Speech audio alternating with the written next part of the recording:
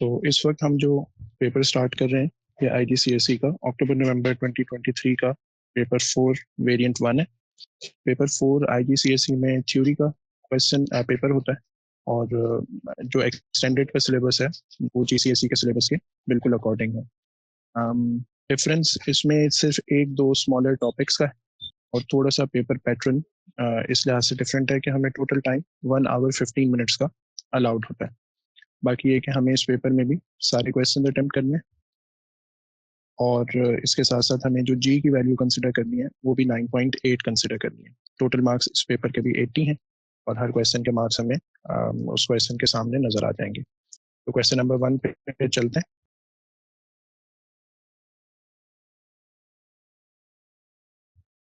Agar holds a rubber ball out of a window of a tall building. The mass of the ball is 0.20 kilograms.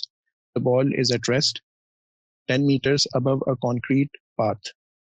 तो ये figure है जिसके बारे में बताया जा रहा है कि ये वो बॉल थी और 10 मीटर्स अबव उसने रेस्ट पे यहाँ पे इसको होल्ड किया हुआ था। Calculate the gravitational potential energy of the ball relative to the concrete path. Concrete path जो है ना ये हमारे लिए ग्राउंड लेवल या वो लेवल है कि जिसको हम जीरो हाइट पे कंसिडर करेंगे तो यहाँ पे हमारे लिए ग्रेविटेशनल पोटेंशियल एनर्जी जीरो हो जाएगी। और जब कोई ऑब्जेक्ट इस कॉन्क्रीट पाथ से 10 मीटर्स की हाइट पे हो तो फिर उसकी ग्रेविटेशनल पोटेंशियल एनर्जी क्या होगी वो हमें कैलकुलेट करना है। तो सबसे पहले हम यहाँ पे फॉर्मूला लिखेंगे कि gravitational potential energy is mgh। मास हमें गिवन है यहाँ पे 0.20 किलोग्राम्स। जी की वैल्यू हम 9.8 पुट करेंगे और हाइट हम 10 पुट कर देंगे 19.6। और इसको जब हम टू सिग्निफिकेंट फिगर में लाएंगे तो हमें 6 को राउंड ऑफ करना पड़ेगा। 6 एक ग्रेटर देन 5 नंबर है तो जो प्रीवियस नंबर है 19 उसमें 1 ऐड हो जाएगा। तो टू सिग्निफिकेंट फिगर में आंसर 20 जूल्स बन जाएगा। यहाँ पे मैं आंसर स्पेस में 20 जूल्स लिख रहा हूँ। अगर यूनिट पहले से लिखी है तो आंसर स्पेस में हमें यूनिट मेंशन करने की जरूरत नहीं होती, लेकिन अगर नहीं लिखी हुई जैसे कि IGCSE के पेपर्स में नहीं होती तो फिर हमें यहाँ पे यूनिट को भी मेंशन करना होता है। Okay, next part. The girl releases the ball and it falls towards the path, the concrete path. The ball strikes the path and bounces vertically upwards. Figure 1.1 shows the ball falling towards the path. The speed of the ball immediately before it strikes the path is 14 meter per second. यानी ये ball यहाँ से यूं downward आएगी तो जाहिर है accelerate करती हुई आएगी। तो इनिशियली ये एट रेस्ट थी, 0 मीटर पर सेकंड इसकी वेलोसिटी थी। When it was about to hit the ground और the path the velocity has become 14 meters per second. The speed of the ball immediately after it strikes the path is 12 meters per second. जैसे ही ball strike कर जाएगी तो उसके बाद इसे bounce back करना है। तो इमीडिएटली जब ये दोबारा बाउंस बैक करेगी तो इसकी जो वेलोसिटी है वो 12 मीटर पर सेकंड है, जिससे ये अपवर्ड जाना शुरू होगी, बाउंस बैक करेगी। Calculate the kinetic energy of the ball immediately after it strikes the concrete path. Kinetic energy अगर कैलकुलेट करनी है तो हम फॉर्मूला यूज करेंगे। Kinetic energy is equal to half mv², 1/2। उसके साथ हम mass of the ball same put करेंगे और velocity after it strikes the concrete path immediately after वो 12 है, तो उसमें हम एक स्क्वायर अप्लाई कर देंगे 0.10 इंटू 144 और फिर बाद में जब हम मल्टीप्लाई करेंगे तो 14.4 और फिर इसको टू सिग्निफिकेंट फिगर्स में लेकर आएंगे तो 0.4 को हम राउंड ऑफ करेंगे और since it is less than 5 number तो पिछले नंबर में कुछ ऐड नहीं करेंगे, तो काइनेटिक एनर्जी का आंसर 14 जूल्स आ जाएगा। नेक्स्ट पार्ट, शो दैट, यानी अब हमें प्रूफ करना है कि शो दैट जब भी इंस्ट्रक्शन आएगी इट मीन्स कि हमें इस बात को प्रूफ करना है, इसकी पूरी वर्किंग शो करनी है। Show that the change in momentum, change in momentum को हम इम्पल्स भी कहते हैं, of the ball when it bounces off the path is 5.2 kilogram metre per second. तो जो वर्किंग हमें करनी है उससे हमारे ये आंसर आना चाहिए। अब देखें, जो चेंज इन मोमेंटम है उसको हम डेल्टा पी से शो करते हैं और चेंज इन मोमेंटम हम कैलकुलेट कर सकते हैं मोमेंटम बिफोर, जो कि इनिशियली मोमेंटम था उसका, minus momentum after hitting the concrete path. तो इन दोनों का डिफरेंस फाइंड कर लेंगे तो हमें चेंज इन मोमेंटम का पता चल जाएगा। अच्छा, मोमेंटम बिफोर जो था वो मास इनटू वेलोसिटी से फाइंड करेंगे, तो मास हमारे पास बॉल का 0.20 है और अगर डाउनवर्ड वेलोसिटी को हम पॉजिटिव ले रहे हैं तो वो 14 मीटर पर सेकंड की वेलोसिटी से आकर या स्पीड से आके पाथ को हिट करने वाली थी। फिर इसके बाद माइनस का साइन, और मास अगेन 0.20 लेंगे, और अब जो वेलोसिटी है वो 12 मीटर्स पर सेकंड है, लेकिन 14 मीटर पर सेकंड की जो स्पीड थी वो डाउनवर्ड थी, हमने उसे पॉजिटिव कंसिडर किया। ये 12 मीटर पर सेकंड की वेलोसिटी अपवर्ड है, तो ऑपोजिट डायरेक्शन होने की वजह से हमें इसके साथ एक माइनस का साइन लगाना पड़ेगा। तो ये वाली वेलोसिटी हम -12 यहाँ पे पुट कर देंगे। उसका मतलब होगा 0.20 को कॉमन करेंगे, 14 माइनस -12 और 0.20 इंटू 14 प्लस 12, सर जो है ये 5.2 किलोग्राम मीटर्स पर सेकंड आ रहा है। तो आंसर तो इस पार्ट के लिए ऑलरेडी गिवन था, बस हमें ये पूरी वर्किंग शो करनी है, ये असल आंसर है। Okay, last part, the ball is in contact with the path for 0.25 seconds. अब हमें यहाँ पे टाइम गिवन है, जिस टाइम तक वो बॉल पाथ के साथ इन कांटेक्ट थी। Calculate the average resultant force on the ball when it is in contact with the path. अच्छा जी, अब फोर्स के लिए हम यहाँ पे फॉर्मूला यूज करेंगे, it will be equal to rate of change of momentum. Change of momentum for the ball वो हमने अभी प्रीवियस पार्ट में कैलकुलेट किया, वो था 5.2 किलोग्राम मीटर पर second.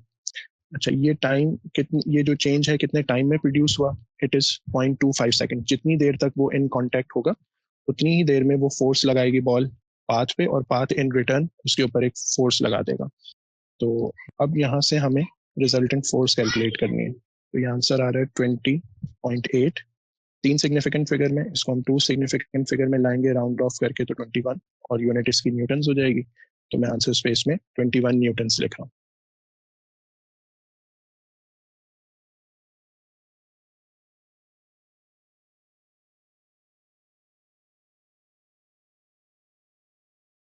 Question number 2, a copper cooking pan contains water. Figure 2.1 shows the pan on a hot plate of a cooker.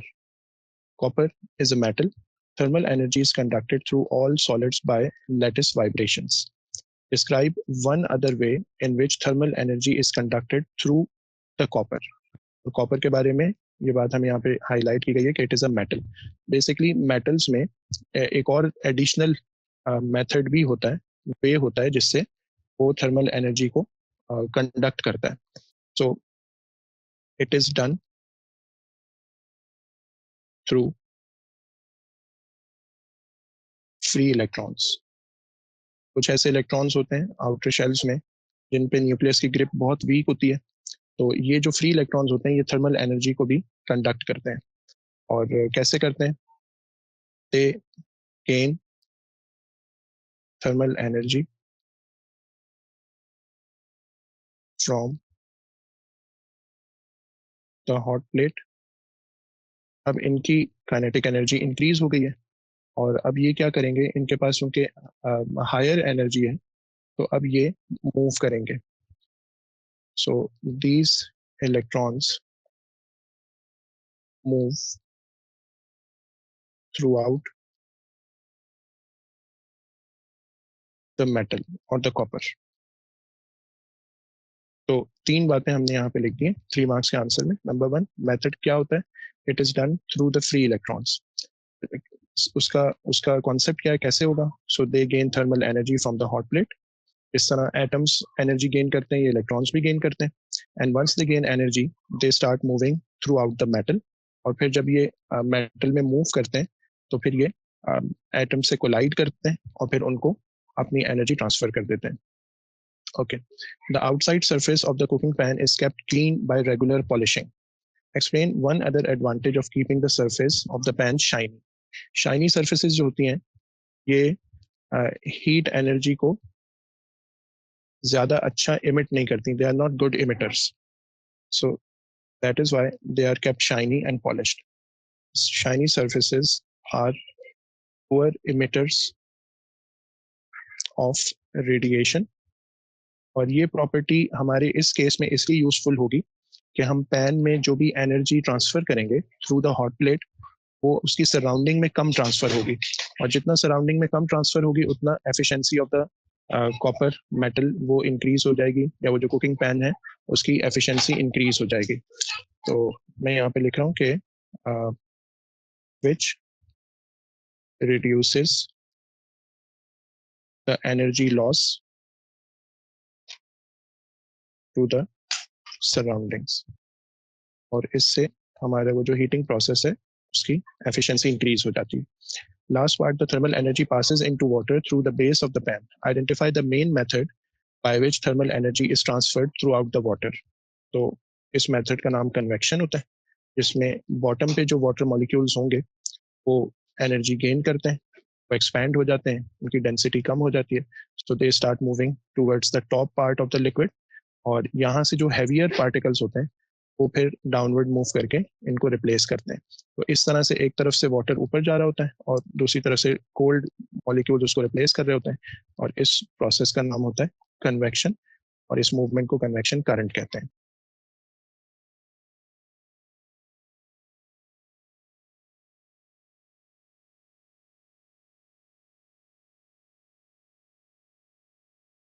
Next question, question number 3. Liquids are difficult to compress, whereas gases can be compressed easily. Explain in terms of particles. ये instruction बहुत important होती है कि हमें answer किसको refer करके लिखना है. So कोई भी आंसर नहीं लिखना है, बल्कि एक्सप्लेन हमें करना है in terms of particles, why it is difficult to compress these liquids. तो दो चीजें हम यहाँ लिखेंगे, 2 मार्क्स का आंसर है. पहली चीज हम ये लिखते हैं कि particles of the liquid are very close to each other. तो इनके इन बिटवीन जो है ना वो गैप्स बहुत कम होते हैं, और फर्दर क्लोज क्यों नहीं आ सकते, उसकी रीजन ये होती है कि ये एक दूसरे को रिपेल कर रहे होते हैं. So the forces of repulsion are large among the particles. तो ये फर्दर एक दूसरे को करीब आने से रोक रहे होते हैं. इसी वजह से फिर हम कहते हैं कि they can not B compressed easily.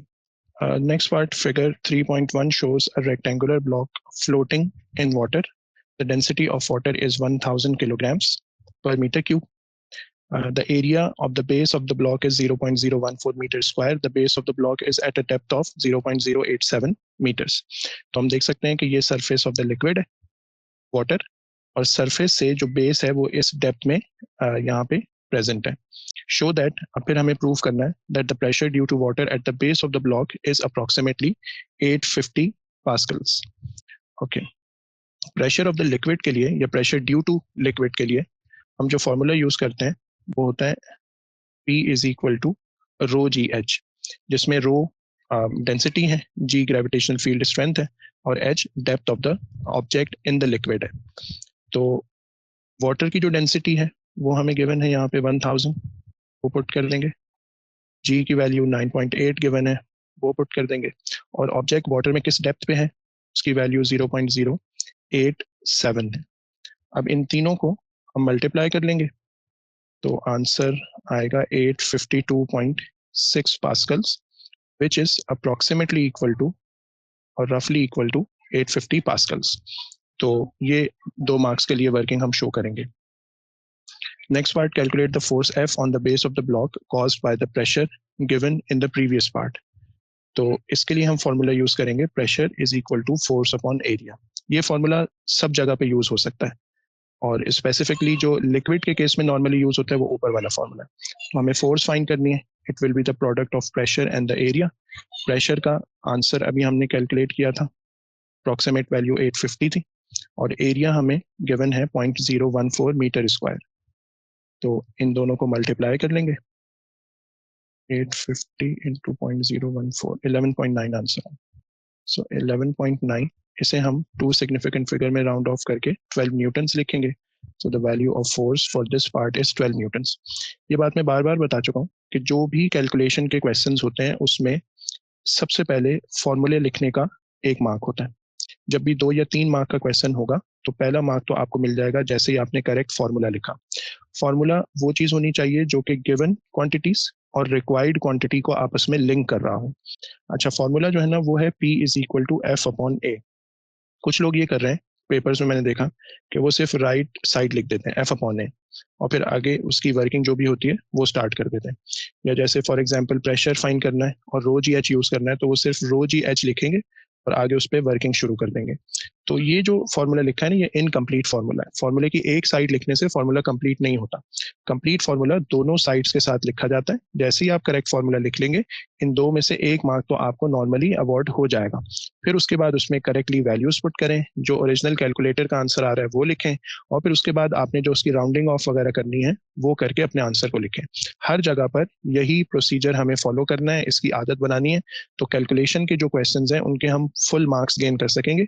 और इन दी एंड अगर आप इसको सही तरीके से कर लेंगे तो ये सबसे ईजीएस्ट मार्क्स होते हैं, अगर फॉर्मूला सही यूज कर लिया और बाकी का काम सही से कर लिया। ओके, नेक्स्ट पार्ट में कह रहे हैं कि force F is equal to the weight of the block, calculate the mass of the block. अब ये जो फोर्स है same is the weight of the block.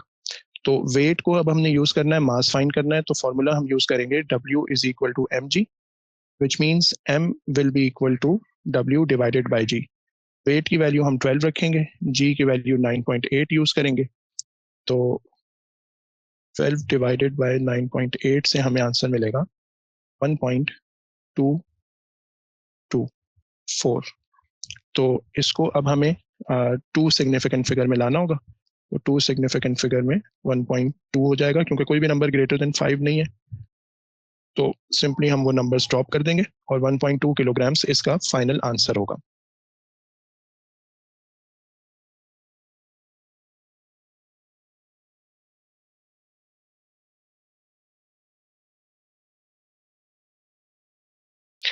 Question 4, a radio transmitter is a very tall thin cylinder. Figure में हम देख सकते हैं कि ये ट्रांसमीटर हमें शो किया हुआ है। It is prevented from falling over by wires which have one end fixed to the transmitter and the other end fixed in the ground. तो ये दो वायर्स हैं जिसमें से हर वायर का एक एंड ग्राउंड पे फिक्स हुआ है और दूसरे एंड से ट्रांसमीटर पे फिक्सिंग हुई भी है। The ends of the wires in the ground are a long distance from the transmitter. तो ये जो डिस्टेंस है ये ज्यादा रखा जाता है। Figure 4.1 shows the transmitter and the two wires. The center of gravity capital G is shown on figure 4.1। तो हम देख सकते हैं कि यहाँ पे ये एक सेंटर ऑफ ग्रेविटी शो हो रहा है जहां ट्रांसमीटर का जो मास है वो एक्ट कर रहा होगा। State what is meant by centre of gravity. तो इसकी डेफिनेशन ये है कि it is the point where all the weight of the object seems to act as it is। ये डेफिनेशन इन्हीं वर्ड्स के साथ आपको याद कर लेनी है, और ये वो डेफिनेशंस हैं जो अक्सर एग्जाम में पूछ रहे होते हैं। तो इसमें से कोई भी वर्ड हमें मिस नहीं करना है, ना सीम्स का वर्ड मिक्स करना है, यानी सीम्स टू एक्ट लिखना है। इसी तरह से ऑल द वेट ये इंपॉर्टेंट है, यहाँ पे इट इज द पॉइंट ये लिखना इंपॉर्टेंट है। अच्छा, इसी से मिलती जुलती ना एक डेफिनेशन आती है और उसको कहा जाता है सेंटर ऑफ मास। अब वो जब हम लिखेंगे तो फिर हम यहाँ पे नॉर्मली मास का वर्ड लिख देते हैं, it is a point where all the mass of the object seems to act. और जब हम सेंटर ऑफ ग्रेविटी लिखते हैं तो फिर हम यहाँ पे वेट का वर्ड यूज कर लेते हैं। तो ये दोनों की जरा अच्छी और बेहतर डेफिनेशन होगी। Next part, explain why the radio transmitter without the wire is a very unstable structure. तो बहुत सिंपल सी बात है कि small tilt produces moment in the cylinder and it topples over। तो सिंस इसकी बेस बहुत छोटी है यहाँ पे, तो जैसे ही थोड़ा सा भी इसको टिल्ट करेंगे तो इसका जो सेंटर ऑफ ग्रेविटी है वो इसकी बेस की लाइन से बाहर निकल जाएगा, और जैसे ही सेंटर ऑफ ग्रेविटी बेस की लाइन से बाहर निकल जाएगा उस तरफ ये मोमेंट क्रिएट करके इसको वहां पे फॉल करवा देगा, टॉपल करवा देगा। Wire W is under tension and it exerts a force T on the transmitter. On figure 4.1, mark an arrow to show the force T exerted by the wire W on the transmitter. Okay. तो transmitter को ये जो wire है ये इस तरह से towards the ground पुल कर रही है। ये वाली वायर इस तरफ पुल कर रही है और ये वाली वायर इस तरफ टूवर्ड्स द ग्राउंड पुल कर रही है। तो दोनों वायर्स की टेंशन एक दूसरे को बैलेंस कर रही है, इस वजह से ट्रांसमीटर बिल्कुल स्ट्रेट वो अपनी जगह पे स्टैंड कर रहा है। The force T produces a moment on the transmitter about its base. Describe how the moment produced by this tension force T is calculated and indicate on figure 4.1 what is meant by any other terms in the description. अच्छा जी, moment जो होता है वो दो चीजों का product होता है। सो moment is the product of force and the perpendicular distance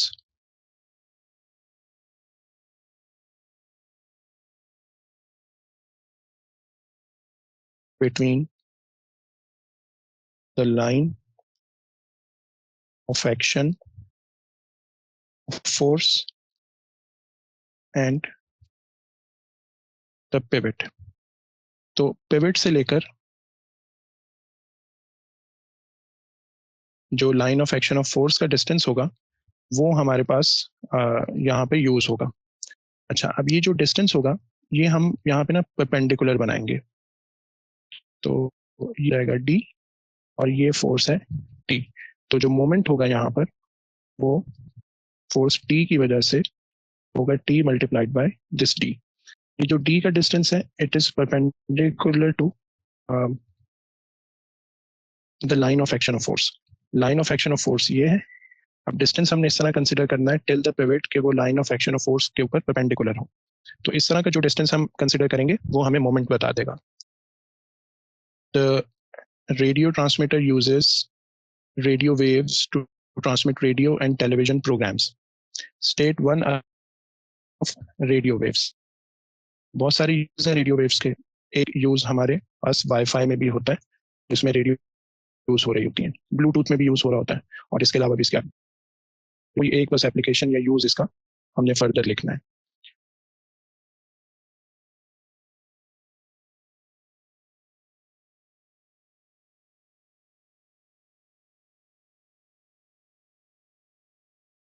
Question number 5. Many methods of generating electrical power involve the use of water. तो फॉर एग्जांपल न्यूक्लियर मेथड है, उसमें भी हम न्यूक्लियर प्लांट में जो एनर्जी जनरेट करते हैं उससे वाटर को स्टीम में कन्वर्ट करवा देते हैं। इसी तरह से कोल पावर प्लांट्स में कोल को बर्न किया जाता है, वाटर को स्टीम में कन्वर्ट किया जाता है। इसी तरह से जो फर्नेस ऑयल वगैरह बर्न होता है वो भी इसी काम के लिए यूज होता है। तो बहुत सारे मेथड्स हैं जिसमें हमने वाटर को बहरहाल यूज करना होता है कि हम वाटर को बॉईल करते हैं, स्टीम में कन्वर्ट करते हैं। तो जो वाटर मॉलिक्यूल्स एनर्जी गेन कर चुके होते हैं वो फिर आगे टरबाइन को रोटेट करवाने के लिए हम यूज करते हैं। Describe one method of generating electrical power from energy stored in water. तो फॉर एग्जांपल हम न्यूक्लियर को डिस्क्राइब कर देते हैं। It is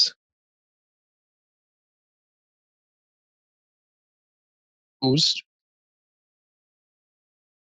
in nuclear power plants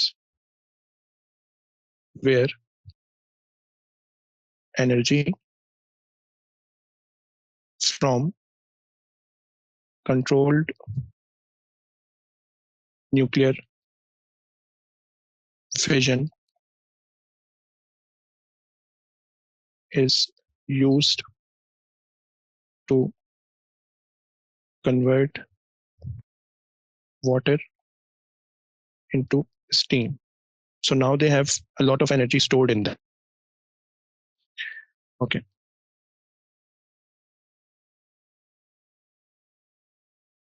This moving water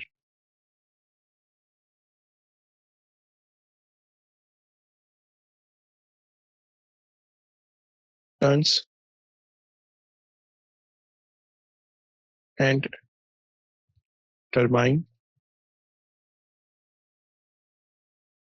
drives the generator. तो जनरेटर में जो मैग्नेटिक पार्ट होता है जब वो रोटेट करना शुरू कर देता है तो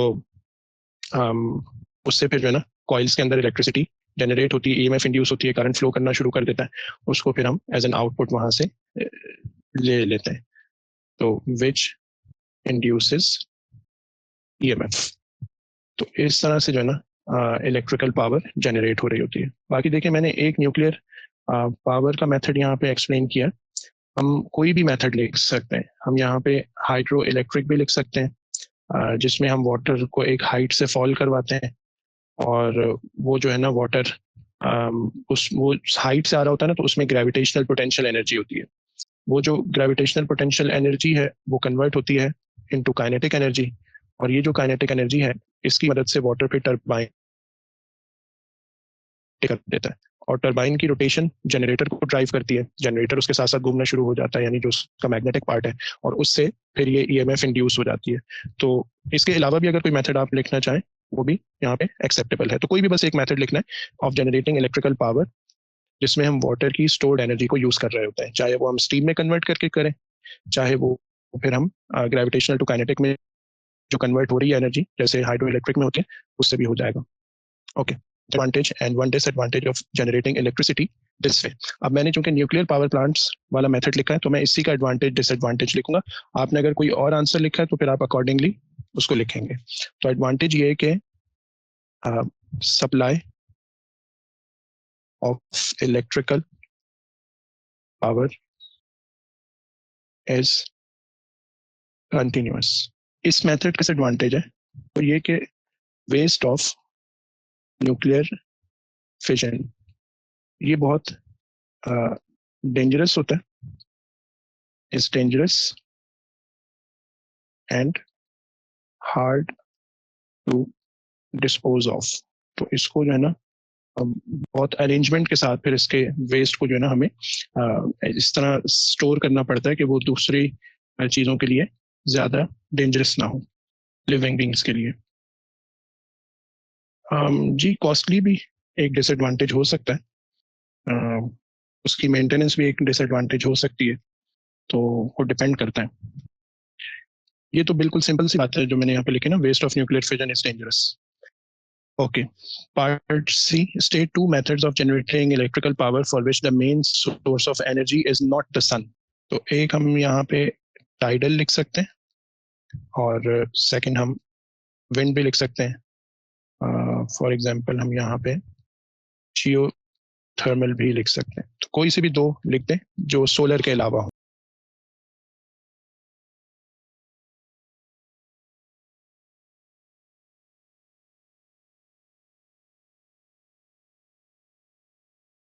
Question number 6. A page of printed text is placed 18 centimeters from a converging lens of focal length 35 centimeters. Figure 6.1 is a scale diagram of the arrangement with each of two principal focal points of the lens labeled as F. तो हम देख सकते हैं कि यहाँ पे ना centre में लेंस है और लेंस से 1 2 3 यानी ये 15 हो गया, तो 16 17 18 सेंटीमीटर्स पे हमारा पेज ऑफ प्रिंटेड टेक्स्ट रखा हुआ है। ये पेज ऑफ प्रिंटेड टेक्स्ट जो है ना ये इस हाइट का है। अच्छा, इसका जो प्रिंसिपल फोकस है लेंस का वो यहाँ पे मार्क्ड है, तो इसका मतलब है कि हमने अपने पेज ऑफ प्रिंटेड टेक्स्ट को within the principal focus रखा हुआ है, और यहाँ पे जो है ना इसका स्केल हमें शो हो रहा है कि जो स्मॉल बॉक्सेस होंगे, 1 small box is 1 centimeter, so 5 small boxes are representing 5 centimeter. A length of 1 centimeter on the scale diagram represents an actual length of 5 centimeter. By drawing on figure 6.1, locate the image of the page produced by the lens and label it capital I. और इसकी ये drawing है। अच्छा जी, अब जब भी हम ड्राइंग करेंगे तो हम सबसे पहली बात तो ये कि ड्राइंग हमेशा पेंसिल से करेंगे और पेंसिल शार्प होनी चाहिए, और फिगर वगैरह बनाने के लिए जो ड्राइंग हमने करनी है उसमें हम 2 तरह की रेज नॉर्मली यूज करते हैं।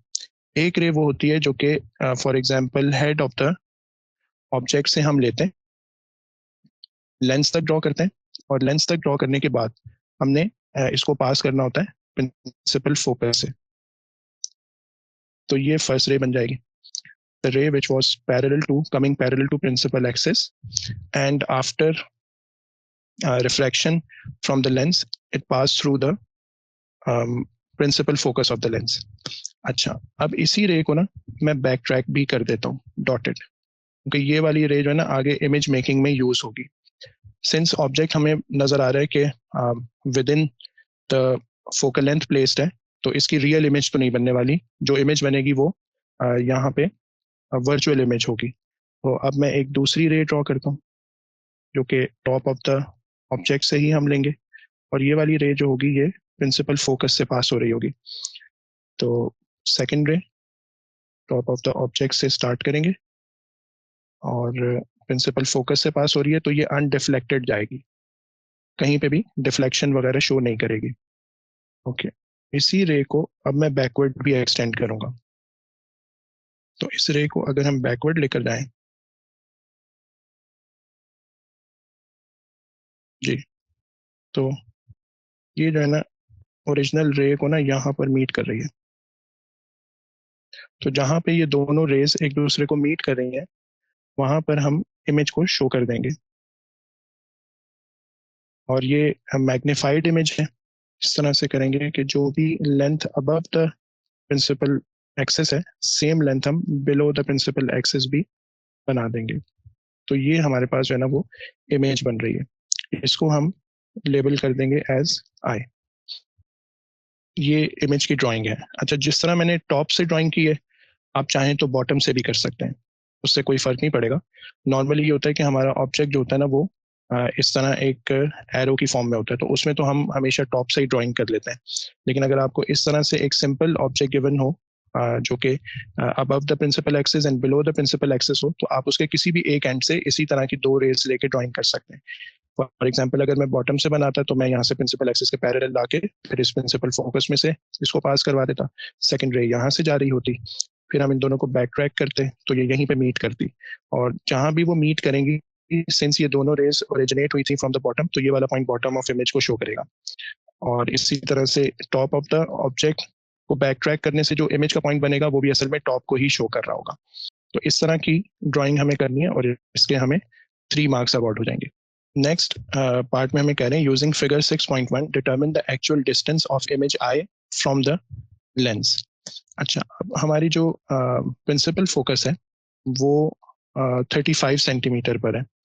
तो 35 से हम देख सकते हैं कि ये जो है ना 2.5 बॉक्सेस फर्दर है. इसको अगर मैं यहाँ सेंटीमीटर्स में काउंट कर लूँ तो 1 2 3 4 5 6 7 और 2.5. मैं दोबारा काउंट करता हूँ, ये 1 2 3 4 5 6 और 7 हो गया. तो 7 के बाद 8 यहाँ पर आएगा, और 7 और 8 के मिड में आ रहा है, तो ये 7.5 है. हम यहाँ पे डिस्टेंस को नोट करेंगे 7.5, और जो हमें स्केल गिवन है उसके according 1 centimetre on the diagram is representing 5 centimetre in actual. तो इसको फिर हम 5 से मल्टीप्लाई करेंगे. अच्छा, तो 7.5 मल्टीप्लाइड बाय 5 से हमें आंसर मिल रहा है 37.5 सेंटीमीटर्स. तो ये हमारा एक्चुअल डिस्टेंस है of the image from the lens. Okay, converging lenses can be used as magnifying glasses. State whether the image produced when a lens is used as a magnifying glass is real or virtual and explain why. तो पहली बात तो ये कि जब भी हम as a magnifying glass से यूज करेंगे तो इमेज जो बनती है वो हमेशा वर्चुअल बनती है. इमेज इज वर्चुअल बिकॉज उसकी रीजन क्या होती है? तो मुख्तलिफ तरह से हम लिख सकते हैं कि this image can not be projected on a screen, और एक रीजन ये हो सकती है कि real rays of light do not pass through the image. Basically rays of light तो डाइवर्जेंट हो गई थी, वो तो आपस में मीट ही नहीं कर रही थी, वो तो हमने उसको वर्चुअली बैक ट्रैक किया, तो जहां पर वो मीट हुई वहां पर एक वर्चुअल इमेज बन गई.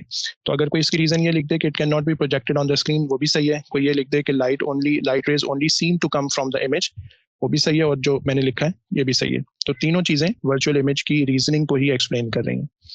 Okay, last part, suggest how someone who is long-sighted may benefit from using a converging lens. Long-sighted का मतलब ये है कि उसको जो फार या डिस्टेंट ऑब्जेक्ट्स हैं वो बिल्कुल क्लियर नजर आ रहे हैं, और जो करीब के ऑब्जेक्ट्स होते हैं वो क्लियर नजर नहीं आ रहे होते. तो करीब के ऑब्जेक्ट्स इसलिए क्लियर नजर नहीं आ रहे होते कि वो रेटिना पे फोकस नहीं होते, रेटिना के पीछे जाके फोकस हो रहे होते हैं, तो हम इस केस में जो है ना एक कन्वर्जिंग लेंस यूज करते हैं ताकि वो उसको रेटिना के ऊपर ही फोकस कराते हैं. So converging lens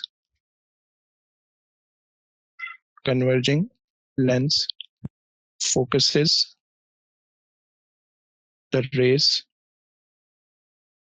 on the retina.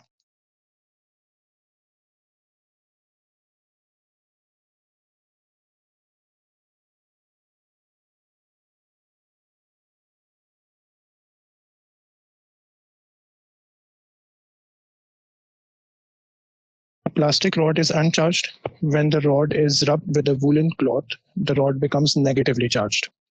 Explain in terms of particles why the rod becomes negatively charged.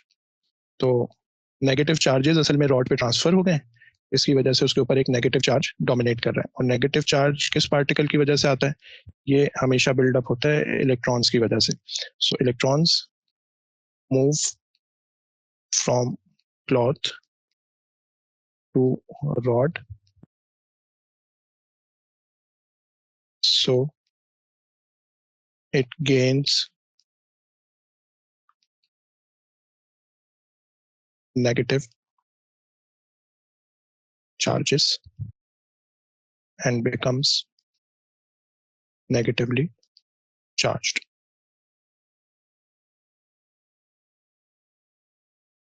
Next, figure 7.1 shows a negatively charged metal sphere S, where an electric charge experiences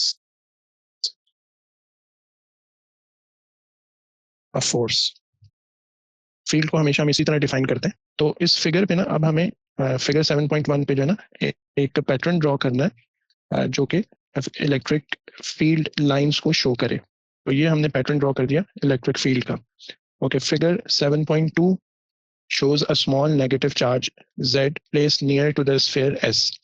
अच्छा, अब ये जो sphere है ये negatively charge है, यहाँ पे जो चार्ज है ये भी नेगेटिव है, तो नेगेटिव नेगेटिव एक दूसरे को रिपेल करने वाले हैं. Charge Z experiences a force due to electric field surrounding S. On figure 7.2, draw an arrow to show the direction of this force on Z. तो ये जो फोर्स लगेगी Z पे, ये रिपल्जन की फोर्स होगी, और रिपल्जन की जो फोर्स होगी वो इसको away from the sphere move कर रही होगी. तो इस तरह से हम जो है ना एक अवे एरो बना के जेड पे दिखा देंगे कि ये वो डायरेक्शन होगी जो कि ये चार्ज नेगेटिव चार्ज एक्सपीरियंस करेगा because of the sphere S which has a negative charge and this z also is a negatively charged particle. बाकी मैं इसकी जो डायरेक्शन है ना वो ज्यादा अच्छी इस तरह शो कर सकता हूँ कि मैं almost centre of the sphere से जो है ना स्केल के साथ इसको अलाइन कर दूं और फिर मैं एक अवे इस तरह का एरो बना दूं. तो ये ज्यादा बेहतर ड्राइंग होगी इसकी. लेकिन खैर अगर आप इस तरह अंदाजे से भी बना दें तब भी कोई मसला नहीं है, बस वो अवे फ्रॉम द स्फेयर होना चाहिए. अगर किसी ने यूं बना दिया या इस तरह बना दिया या इस तरह बना दिया तो वो एक्सेप्टेबल नहीं होगा. Away from the sphere show होना सही है, जरूरी है.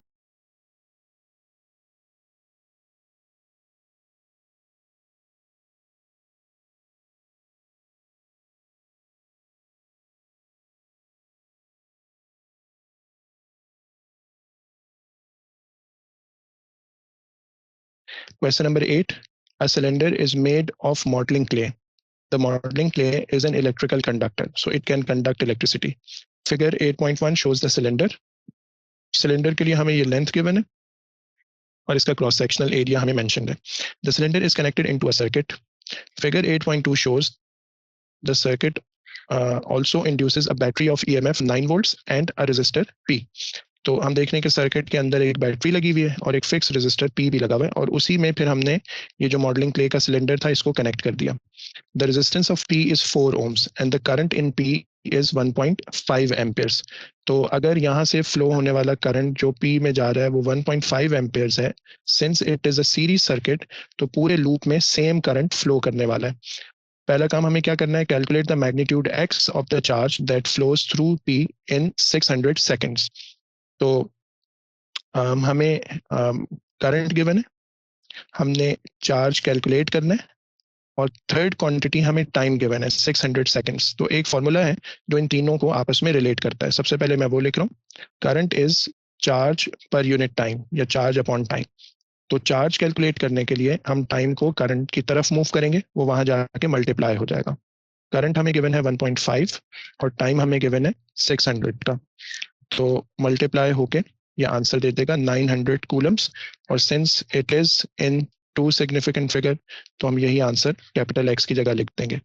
The resistance of the cylinder of modelling clay, वो भी अब हमें फाइंड करनी है। अच्छा जी, अब हमें सबसे पहले अगर हम पी की बात करें, तो पी के लिए हमें करंट पता है और साथ साथ उसकी रेजिस्टेंस भी पता है। तो इन दो को यूज करके हम पी के अक्रॉस वोल्टेज फाइंड कर सकते हैं। तो पी के अक्रॉस जो वोल्टेज होगा, voltage across P is I and the resistance of P. Current इसमें 1.5 का है, पूरे सर्किट में यही है, और इसकी वैल्यू है 4.0 ओम्स। तो हमें यहाँ पर 6.0 वोल्ट्स का वोल्टेज मिल जाएगा।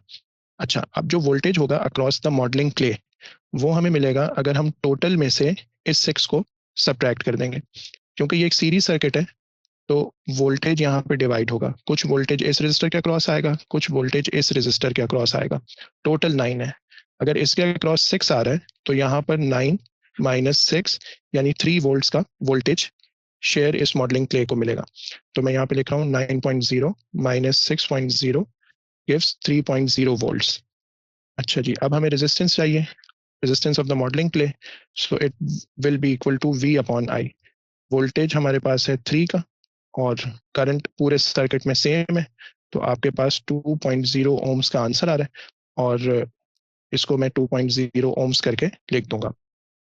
अब देखें, ये जो 0.0 हम लिख रहे हैं ना, ये बज़ाहिर कोई ज्यादा इंपॉर्टेंट चीज नहीं लग रही, लेकिन अगर मैं लिखता हूँ 2 ओम्स, तो वो 1 सिग्निफिकेंट फिगर का आंसर है।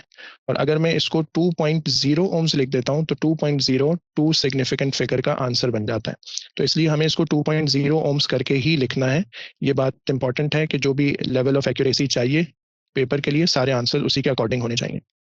Next part, the cylinder is removed from the circuit and replaced with a new cylinder made of the same modeling clay. Material same है. The new cylinder is twice the length as half the cross-sectional area of the first cylinder. Calculate the time that it now takes for a charge of magnitude x to flow through the resistance P. Okay. तो सबसे पहले हम देखते हैं कि हमारे पास resistance जो है ना, वो डायरेक्टली प्रोपोर्शनल होती है लेंथ के। तो इट मीन्स कि अगर आपने लेंथ को ट्वाइस कर दिया, जैसे यहाँ पे लिखा हुआ है कि ट्वाइस द लेंथ, तो इसका मतलब है कि उसकी रेजिस्टेंस भी डबल हो जाएगी। तो इससे हम इसकी रेजिस्टेंस, जो कि पहले हमारे पास 2 ओम्स आ रही थी, उसको डबल कर देंगे। सो 2 इंटू 2.0 से इसकी रेजिस्टेंस 4.0 ओम्स हो जानी चाहिए। अच्छा, इसी तरह से सिलेंडर के लिए मैं सी लिख देता हूँ। रेजिस्टेंस इन्वर्सली प्रोपोर्शनल है क्रॉस सेक्शनल एरिया के। अच्छा, जब आपने क्रॉस सेक्शनल एरिया को हाफ कर दिया, half the cross sectional area, तो इसका मतलब ये होगा कि इन्वर्सली प्रोपोर्शनल में अगर आप किसी एक क्वांटिटी को 2 से डिवाइड कर देते हैं, तो दूसरी क्वांटिटी मल्टीप्लाइड बाय 2 हो जाती है। डायरेक्टली प्रोपोर्शनल में एक क्वांटिटी 2 से मल्टीप्लाई होती है, तो दूसरी भी 2 से मल्टीप्लाई हो जाती है। तो इसका मतलब ये हो गया कि अब जो सिलेंडर की रेजिस्टेंस थी 4.0, वो फर्दर डबल हो जाएगी। फर्दर डबल होने का मतलब है कि उसकी रेजिस्टेंस अब 8 ओम्स हो जाएगी। अब देखें, यहाँ पे ना हम सर्किट की ना टोटल रेजिस्टेंस निकाल लेंगे। वो मैं फिगर के पास वर्किंग कर देता हूँ। ये जो रेजिस्टेंस थी, ये 4 ओम्स थी। अब जो सिलेंडर हमने कनेक्ट किया है, उसकी रेजिस्टेंस 8 ओम्स हो गई है। तो हम यहाँ पे जब टोटल रेजिस्टेंस फाइंड करेंगे, since they are connected in series, तो अब सर्किट की जो टोटल रेजिस्टेंस है वो 12 ओम्स बन जाएगी। और ये जो 12 ओम है, इसको अब हम टोटल वोल्टेज के साथ यूज करेंगे कि अब जो है ना कितना करंट फ्लो करेगा। तो current will be equal to voltage, total voltage divided by the total resistance. तो 9.0 डिवाइडेड बाय 12 से हमें करंट मिल जाएगा 0.75, 3/4 आएगा, तो वो 0.75 एम्पेयर्स बन जाएगा। तो करंट हम देख सकते हैं कि पहले के मुकाबले में अब हाफ हो गया। पहले करंट 1.5 एम्पियर्स पूरे सर्किट में से फ्लो कर रहा था, अब 0.75 एम्पियर्स का करंट फ्लो कर रहा है। हमें फाइंड ये करना है कि calculate the time it now takes for a charge of magnitude x to flow through the resistor P. X का जो मैग्नीट्यूड आ रहा था वो 900 आ रहा था। तो मैं यहाँ पे वो फॉर्मूला दोबारा यूज करता हूँ। Current is equal to charge upon time. So time is equal to charge divided by current. Charge है हमारे पास 900 कूलम्स का और करंट अब सर्किट 0.75 एम्पेयर्स. 900 डिवाइडेड बाय 0.75 तो 1200 आंसर आ रहा है. तो 1200 सेकेंड्स का टाइम लगेगा, यानी डबल टाइम लग जाएगा as compared to before.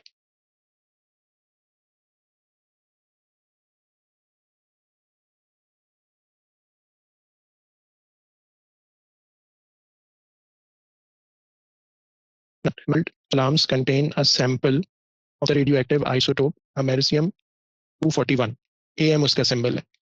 Americium-241 is the isotope of the element americium that has the nucleon number or the mass number of 241. State how the composition of a nucleus of americium-241 differs from that of a nucleus of americium-242. americium-241 है और americium-242 है, ये दोनों same element के isotopes हैं. तो इनमें protons तो बिल्कुल सेम होंगे, नंबर ऑफ प्रोटॉन्स दोनों में सेम होंगे. तो जो चीज़ डिफरेंट होती है वो इनके नंबर ऑफ न्यूट्रॉन्स होते हैं. और दूसरी बात ये कि हमें 241 के बारे में बताना है कि how it is different from a nucleus of 242. तो हम इसी के रेफरेंस से आंसर लिखेंगे कि अमेरिसियम 241 has one less neutron in the nucleus than americium 242. बस ये डिफरेंस होगा, बाकी नंबर ऑफ प्रोटॉन्स दोनों में सेम होंगे, नंबर ऑफ इलेक्ट्रॉन्स भी दोनों में ही सेम होंगे. An atom of a different element has a nucleon number of 241. State two differences between the composition of a nucleus of this atom and a nucleus of americium 241. Since यहाँ पे element different हो गया है तो इसका मतलब है कि प्रोटॉन नंबर चेंज होगा. तो हम लिखेंगे कि number of protons in the nucleus are different, दोनों में अलग अलग होंगे और उसकी वजह से नंबर ऑफ न्यूट्रॉन्स भी अलग अलग हो जाएंगे, are also different in the nucleus. Okay. अच्छा, अब इलेक्ट्रॉन्स की हम यहाँ पे बात नहीं करेंगे क्योंकि हमें जो डिफरेंस बताना है वो कॉम्पोजिशन ऑफ न्यूक्लियस का बताना है. तो हम अपने आप को सिर्फ न्यूक्लियस की कॉम्पोजिशन की लिमिट्स में ही रखते हुए आंसर यहाँ पे लिख रहे हैं. इलेक्ट्रॉन्स की बात अगर कोई करेगा तो वो फिर एक्स्ट्रा बात होगी क्योंकि इलेक्ट्रॉन न्यूक्लियस का पार्ट नहीं होता. अमेरिसियम 241 decays to an isotope of neptunium Np by alpha particle emission. Complete this equation for the decay. 3 marks की है. सबसे पहले हम अल्फा के लिए डिटेल्स लिख देते हैं. अल्फा का जो मास नंबर होता है वो 4 होता है और चार्ज नंबर 2 होता है. तो 93 और ये 2 ऐड होके अमेरिसियम के लिए प्रोटॉन नंबर बना देंगे 95. मास नंबर देख लेते हैं. 241 में से ये 4 अल्फा पार्टिकल के साथ अलग हो गया, तो 241 में से 4 को सब्ट्रैक्ट कर देते हैं. तो इसके पास जो मास नंबर बचेगा वो 237 होगा. तो इस तरह अगर हमने ये चारों नंबर्स करेक्ट लिखे हैं तो फिर हमें 3 मार्क्स अवार्ड हो जाएंगे. One reason for using an isotope that emits alpha particle in a detector is that alpha particles are more strongly ionizing than beta particles. Explain why alpha particles are more strongly ionizing than beta particle. Heavier होते हैं तो इनकी kinetic energy भी ज्यादा होती है और इनका चार्ज भी +2 होता है, ज्यादा डबल चार्ज होता है. Okay. The isotope of neptunium produced by americium 241 is also radioactive. The decay of this isotope of neptunium produces an isotope of protactinium which decays by beta emission. Beta particles are more penetrating than alpha particles. The half-life of neptunium is longer than 2 million years. Using this information, explain the advantage of this long half-life for the use and safe disposal of a household smoke alarm. अब अमेरिसियम जो है ना वो हम smoke alarm में use कर रहे हैं. अच्छा, उससे एक नेप्टूनियम का आइसोटोप बन रहा है, वो अगेन एक रेडियो एक्टिव आइसोटोप है, लेकिन वो बीटा पार्टिकल्स इमिट कर रहा है और वो तकरीबन 2 मिलियन ईयर्स तक बीटा पार्टिकल्स इमिट करता रहेगा. अब ये जो इतनी लॉन्ग हाफ लाइफ होती है ना, इसका मतलब है कि ये इसकी जो काउंट पर सेकंड या काउंट पर मिनट होगा या जो भी एक्टिविटी होगी वो बहुत स्मॉल होगी, बहुत लेस होगी। और इतनी स्मॉल जो भी एक्टिविटी है वो ह्यूमंस के लिए कोई बहुत ज़्यादा डेंजरस नहीं होती, तो वो टॉलरेबल होती है। तो हम इन्हीं दो बातों को लिखेंगे कि it has lower activity, so it emits very few emissions per unit time. Hence, these smoke detectors are not hazardous to humans. अगर इनकी एक्टिविटी बहुत ज़्यादा होती, एमिशंस पर यूनिट टाइम बहुत ज़्यादा होते, तो फिर जाहिर सी बात है ये ह्यूमंस के लिए भी ज़्यादा डेंजरस होते, और फिर इनको डिस्पोज ऑफ करना और इनको सेफली रिमूव करना, इसके लिए कुछ ना कुछ अरेंजमेंट करना पड़ता है या उस एलिमेंट को चेंज करना पड़ता है जो स्मोक अलार्म में यूज हो रहा होता है।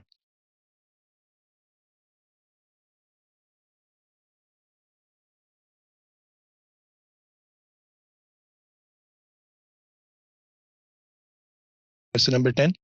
The Milky Way is one of the billions of galaxies. Each galaxy contains many billions of stable stars.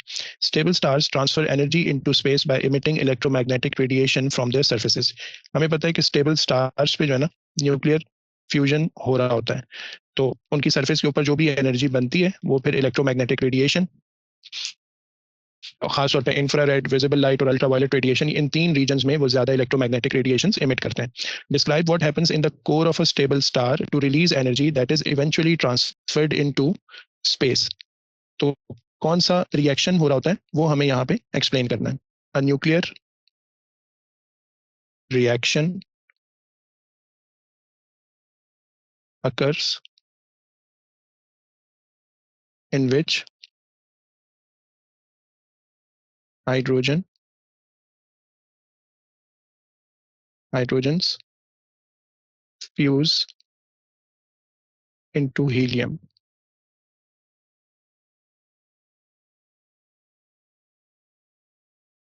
या ज्यादा चाहिए कि मैं लिखूंगा hydrogen nuclei fuse into helium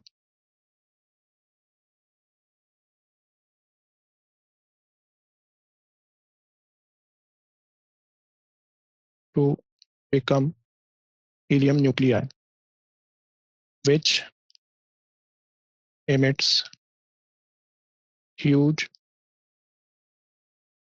amount of energy.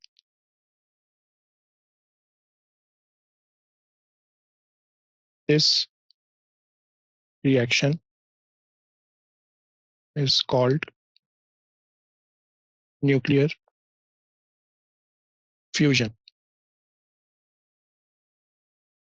ये 3 marks का आंसर है इसका. Next, on the Earth, light from a distant galaxy is observed and analyzed by astronomers.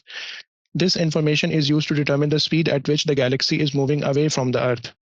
Describe how the observed light is different from when it was emitted.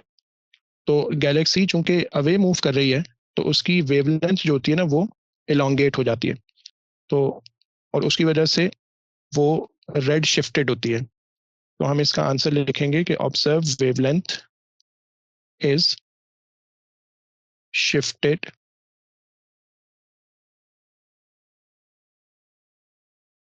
Towards the red end of the spectrum and